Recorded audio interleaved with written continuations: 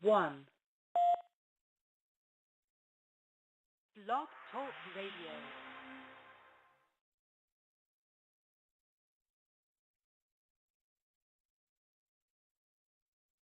Welcome to Business Talk, presented in collaboration with the University of Rio Grande and the Ohio State University South Centers, from the heart of southeastern Ohio at the University of Rio Grande TV studio. Our goals are simple: promote the University of Rio Grande and the Ohio State University South Centers, as well as advocate local small business and their support organizations. More importantly, promote southeastern Ohio as a wonderful place to live, explore, and learn. There are many different ways you can find us. The University of Rio Grande Cable Access Channel 17, live online at blogtalkradio.com, and on YouTube if you are unable to catch our show live. Introducing our co-hosts, Jason Winters, Mike Thompson, Patrick Dengel. Thank you for tuning in. We hope you enjoy the show.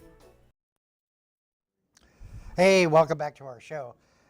Jason, this is a first for you because we started our new format of shows, and you were off in the Caribbean. Something like that. How do you say that? We were down south. Down south, checking out various different businesses and organizations that can come on the show. Technically, we were Finding Nemo. Finding Nemo. But we have such a great lineup this coming next couple of months. And we're starting off the lineup with a friend, both to our particular programs, but really a friend to the students here at the University of Rio Grande, and that's Eric Matson. Eric is the faculty. I don't want to say he's the director, but he helps to build a program that Rio is noted for, and that's in the fine woodworking business. Well, Pat, it's one of the programs here at the university that I'm very proud of, other than business, of course. Right. You know, I have a special place for business, but when it comes to other programs outside of the School of Business, fine woodworking has to be on the top of my list. I've been over there a few times, seen some of what the students are doing, and what they've been able to take to some of the shows that are in places like Las Vegas. It is phenomenal. It is amazing what they're creating over there. I very much imagine, because we do have some students that come back and talk about all the different unique programs. But well, without further ado, welcome Eric back to our show. Thanks for having me, guys. This is the second of a trilogy. And Yeah, they say that usually the second is the best. Usually I have to do things 3 times to get it right, so. Is it measuring and then cutting? Oh yeah, just about everything. And I know that you have been helping students. What specific coursework are many of the students involved with now? Right now we're, as far as woodworking is concerned, shapes and profiles, wood finishing, turning and carving is the primary. Well, you were mentioning a little bit earlier that you had one student that was working at various different angles, and you were helping. Oh yeah, complex joinery. We're doing some side chairs this semester. So chairs are a completely different ball game. There's no 90s in it, no 90-degree angles. Everything's compound angles. So it is complex. And it's still a level chair. Yeah, yeah. And then to make it level, that's. Well, you were telling a story about there was some students, not from the University of Rio Grande, but some students that were building different things, and chair broke. Oh yeah, at the student competition in Vegas.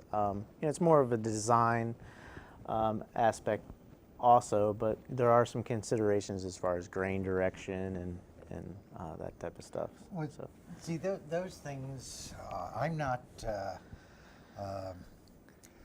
I myself don't understand all the complexities that goes to building.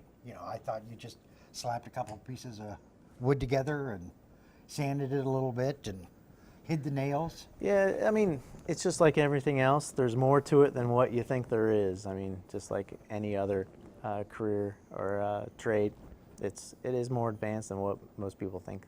And I think it is. So when is the big trade show in Vegas this year? It's this summer. So students are preparing for that. They're preparing for some other competitions also. And this semester there's a lot going on because there's scholarship opportunities. We're working with Elmer's Product Innovation. Now, when you say Elmer's, you mean Elmer's Glue? Elmer's Glue, yeah. So we're going up there January 30th, and we go to their testing lab and do shear test. And So where is that testing lab? it's up in Columbus Wow. by the Budweiser plant. So then we take a tour of that. to look at their fine furniture. Yeah. Just out of curiosity, if I were a student that wanted to come into your fine woodworking course, how many years would it take, and what would I learn? You have the option of doing the certificate program. You have the option to do the associates, or we have the 2+2, which is you'll end up with a bachelor degree. So your focus would be on some different other things in woodworking your last 2 years. So Well, let's start with the certificate program. What does that entail? essentially, you don't have to take any of the generals. So you don't have to take the math and English and a couple business classes. All you do is take woodworking classes. So that's for the non-traditional student that maybe is retiring from work life and just wants to learn how to do fine woodworking. They come in, they can just take those woodworking classes. Or even they already have a degree. And I've had a lot of guys do that. And it is very fast-paced because you're learning with the freshmen and sophomores essentially. And it is a bit faster paced because you have to do twice as much as everybody else. Now, is that a one-year program or a 2? A 1 year. 1 So year. it's 9 months and it's packed full. And What are some of the courses that a person would take?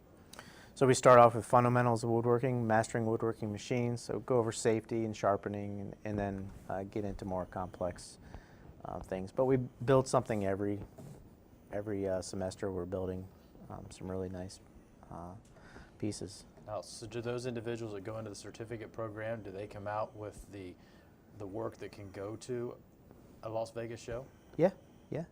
And it's so individualized. Everyone, some people already have a background in woodworking and just want to improve on that, and they're going to be a lot more successful than Sure. someone coming in having no experience whatsoever, not even operating a table saw.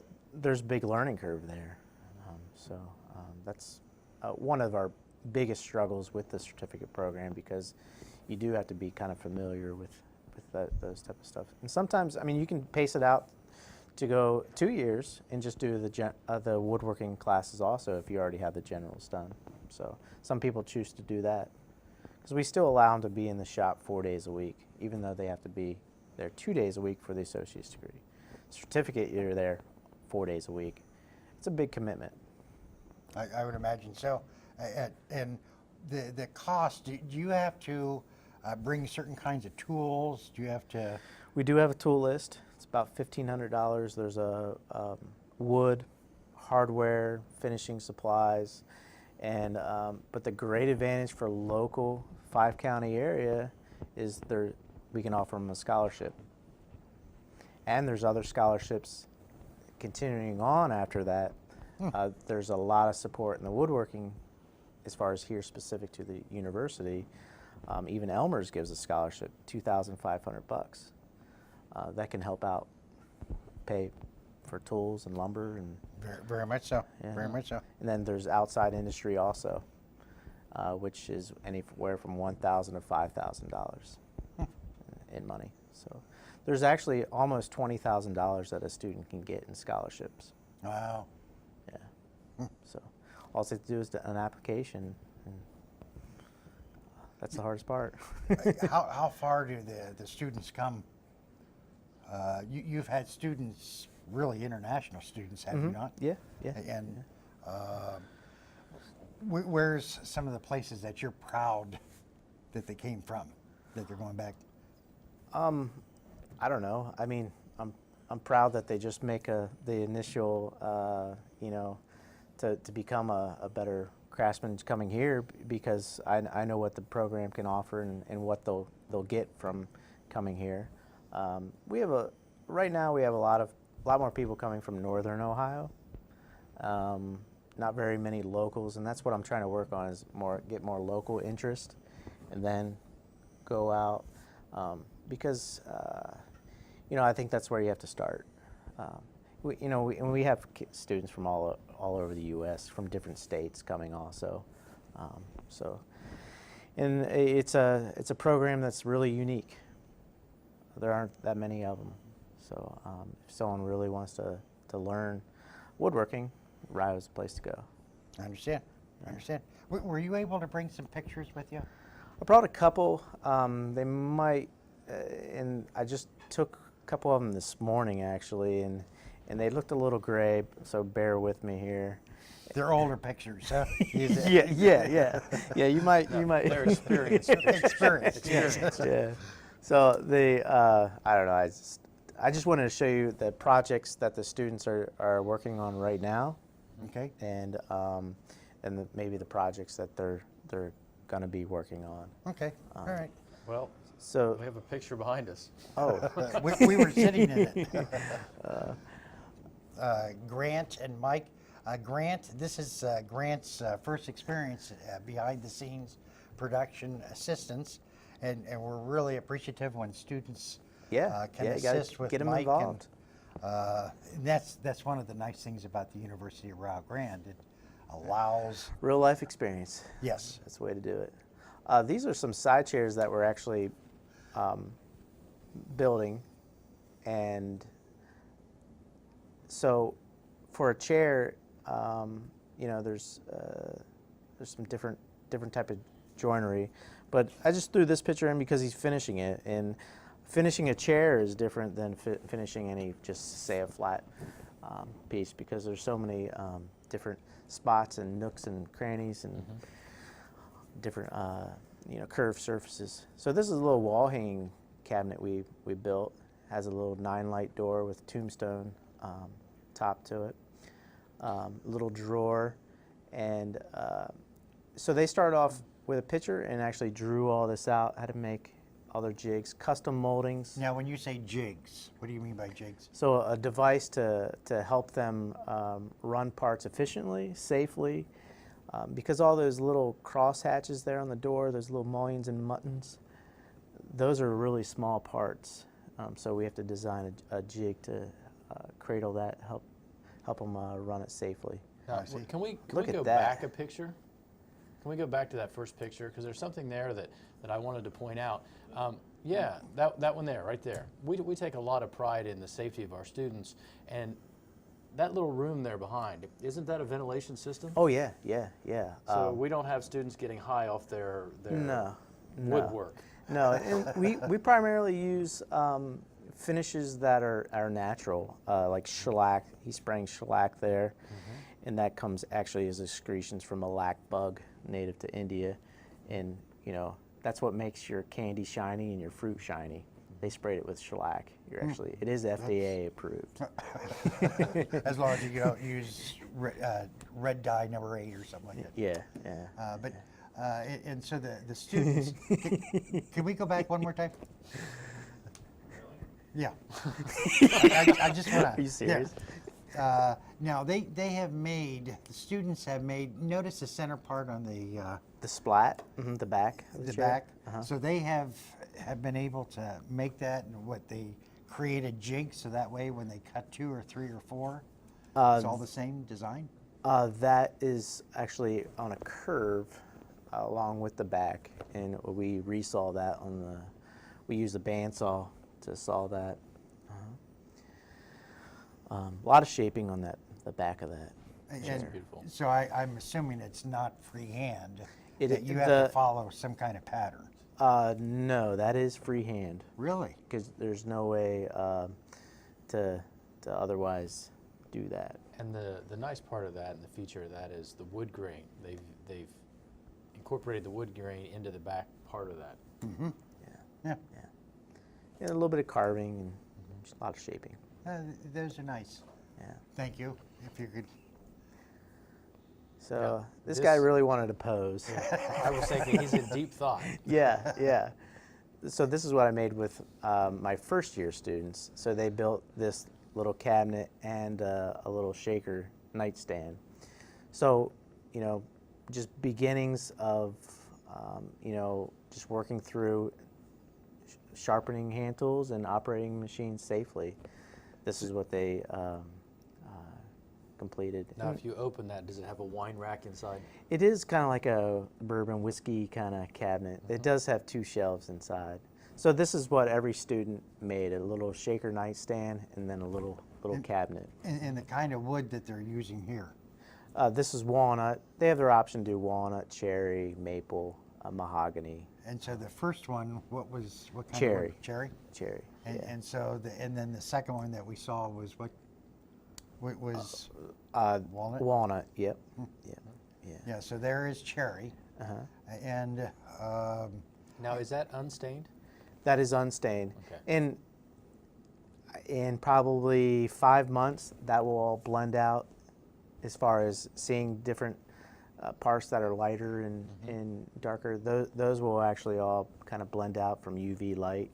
It basically gives it a suntan. huh. But it's not the deep red that most people think about with cherry. Correct, because the UV light cherry will get really dark over time. Light woods get dark, dark woods get lighter because of UV light. Huh. So this is that little bit. And so I'm assuming you put either a mirror or a glass. Yeah, so it's a perfect suntan circle. Uh-huh. Yeah. So there's that cabinet. So see, I want to take a picture of this side here because these are little dovetailed like keys.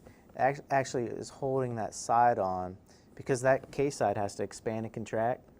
So with that return, that side piece on when it is on, all that is floating in between that. So there's only glue up by the front of the cabinet on the miter and a couple inches back on the case side, and then the rest is just floating there because that within seasonal movement, it's going to expand and contract. So if we didn't do that, it would crack. And usually during the winter time, it shrinks a little bit, and then Yes. during the summertime, it expands. Expands, yep. So this is just a little detail. There's a little lamb's tongue carving on the corner, and then just the crown. We actually drew up the crown molding, got custom knives, and ran those. We got to purchase a little mini molder. So now we can just get custom knives so much cheaper now, and the students get the opportunity to use this little mini molder, and it can be incorporated on a larger scale also. So it's a great learning for the student. Yeah. So this is Cool. something similar to what I'm doing with my students this semester is a little, with my first year students, a little spice box. And that's all grain inside the center of that door. Yeah, that is called the Y of the tree. That is crotch grain, that tombstone door. Wow. So that's, So how do you incorporate that into the wood? that is the wood. That is the tree. That is the Y of the tree. You selected the grain and then you built around the grain. So that is one piece. That is the Y of the tree, and that's what, as a, you know, a typical piece of furniture isn't going to have that. That's so we're going to resaw. If you were to open that up, it would have that grain pattern also on the drawer fronts. So we do a lot of veneering. So we make our own veneer. We resaw on the bandsaw, and then we have a vacuum bag. So the inlay that you had, the students actually use like a router to inlay the. For inlays, yes, we either have a router or we make our own little scratch stock. So that's just an old bandsaw blade made to whatever width of kerf that needs to be, and we make our own tools also. Oh, that's very, very good. Yeah. Those are some really nice designs, nice pictures that you have. Yeah, thanks. Different products. Let's talk a little bit about the students. What Good. age group are they? Age group starting to get a little older. Probably average age is around 27. Oh, that's real Yeah, young. yeah. But it's not your typical 18-year-old coming Yeah. out of high school now. And whatever the reasoning behind that is, I don't know. But it's a lot of it is they've some kids have gone out of college, got a degree, went work somewhere, hated it, wants to do woodworking, and they've wanted to do woodworking since day one. Like I have a student now, he graduated from Ohio State, but 8 years ago when he was a freshman, he wanted to go here. And he said, I'm going here. So Well, good. he- I'm glad that, you know, it is interesting to note that individuals don't establish one vocation and for the rest of their lives they live that. You know, we have found that many students love to become an expert in some particular field and then move on to other particular fields. Is it true the average person changes career 7 times? It used to be, in my generation, it was 4, and now it's 7.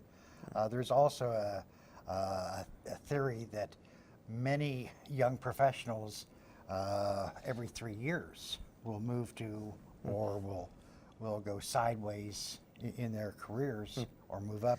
Going or different sideways. places. Going sideways. Let's talk a little bit about, you know, hasn't fine woodworking really been a man's world? Is that still the case now? No, not anymore. More women are getting involved in it, which is I think is great. Women pay more attention to finer details. They're typically better at turning and carving and finishing. So yeah, there are more women becoming. Good. Yeah. Yeah, And that's because they ask for directions. Yeah, yeah. Well, whether it be like their grandfather or father, and they really made that connection, or they just love building things with their hands, and yeah, there's more women getting involved. Do you think also it's because the father or the mother in raising the child is willing to let their children play with some of the tools? You know, Yeah. I remember, you know, in my growing up, my sister was not allowed to touch the tools for fear that, but now we're seeing that anyone can use a handsaw or anything of that nature. Right. Yeah. And so we talked about the certificate program. Now let's talk a little bit about the 2-year associate's. Is it associate's degree? Associate's degree. So as far as the curriculum in woodworking, it's the same as the certificate. You take those 8 core classes in woodworking, but then you have your other generals, your English, your math, some accounting, and a small business class. We've had some of your students, and they are very good. You know, as from what I have seen. Wow, that's surprising. They Typically, they're not as studious as, you know. They're more hands-on learners. They're you know, show me, and I'll work through it, and problem solving, and So when you move on then to pass associate and you go to the 2+2, so you get a bachelor's, Yeah. what field are they focusing on at that point? so Are there additional fine woodworking classes? yeah, I actually created 8 or 9 more. So Wow. you get into clock making, more veneer inlay, cash flow for furniture. So cash flow for furniture is business oriented. So they have to design a product, and they have to mass produce that. So they produce 3 of them, and then they have to go out and try to market it. So they're finding a price point, what their overhead cost is, how much they want to get paid, and then they have to go out into. So it's a project management course. Oh really. yeah, I mean, there's a whole. They have to start with working drawings, estimate time, and then they actually keep track of their time and See how close they are. Yes, yeah, yeah, and I think that's a great. That was a great class. And you've had some individuals that have gone on and started their own business also. Oh yeah, yeah. And just in Ohio, or have there been In Ohio, Pennsylvania? Pennsylvania, Colorado, Washington State, all over the U.S. And I would also imagine that there are companies that have their eyeballs on your program. Oh yeah, yeah. That are interested in, just not slabbing together wood. Yeah, they appreciate, to get someone to look at wood differently, the way we see grain patterns and selecting, and that the whole mentality is the whole thought process, and that's what the employers are looking for is more skilled labor, not someone that's just a grunt and just throwing boards through and just gluing them up, not even looking at them, paying attention. That's the difference. And some of them, as far as are more management oriented also. So they'll be running 5 or 10 other guys. They're going to be more of a crew leader or some type of management. So they're going to be the ones who are problem solving with any issues that arise. Yeah. So there's right now in woodworking, especially more high end, things are really picking up. There's employers looking for people right now. They want them before they graduate. So we've probably piqued a lot of people's interest out there in TV land. What type of commitment do these students need to have when they commit to the program? It is a fully immersed. I mean, you have to be committed.